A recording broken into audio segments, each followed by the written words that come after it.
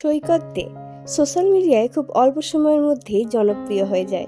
সৈকত social মিডিয়ায় comedy video করে viral হয়েছে। কমেডি ভিডিও সৈকত একাই বানাতো না, তার সাথে তার বন্ধু বান্ধবীরাও থাকতো। তারই মধ্যে যাকে সব থেকে বেশি দেখা যেত সে হলো প্রেরণা।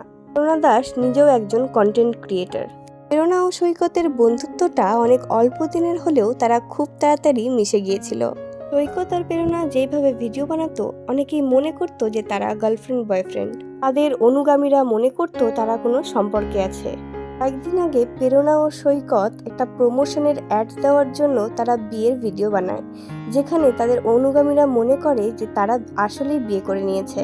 তাদের সম্পর্কটা আসলেই বন্ধুত্বের। প্রেরণা ও সৈকত দুইজনেই খুব ভালো কন্টেন্ট ক্রিয়েটর। সৈকত বেশিরভাগ ভিডিওতে তাদের বন্ধুদের নিয়েই ভিডিও বানায়। আর তোমরা ভাবছো তাহলে আসলে সৈকতের গার্লফ্রেন্ড কে? সৈকতদের আসল গার্লফ্রেন্ড হলো নিশা পোদ্দার। তাকে অনুরাগ ধারাবাহিকের সোনার চরিত্রে দেখা যায়।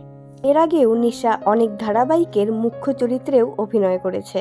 কখনো খলনায়িকা বা কখনো নায়িকার চরিত্রেও দেখা গিয়েছে তাকে। কয়েকদিন ধরে এটা শোনা যাচ্ছে সৈকত নিশার সাথে সম্পর্কে আছে। এই নতুন জুটিকে তোমাদের কেমন লাগলো অবশ্যই কমেন্টে জানিও কিন্তু।